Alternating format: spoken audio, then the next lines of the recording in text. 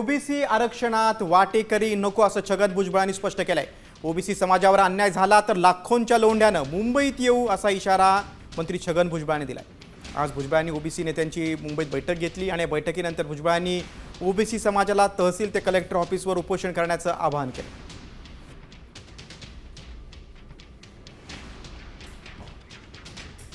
आपण आता तयारी लागायचं आहे। अनेक ठिकाणी उपोषण सुरू केलं, अनेक ठिकाणी उपोषण सुरू करायचंच आहे। तहसीलदारापासून तर कलेक्टरपर्यंत सगळीकडे ज्यात मोर्चा काढून एकच महत्त्वाचं वाक्य तिथं पाहिजे, आमच्या ओबीसीच्या वाट्यामध्ये दुसरे वाटेकरी नकोत। उगीच जरी कोण हट्टाग्रह करत असेल तर सरकारने जे आहे ते पाहून घ्यावं।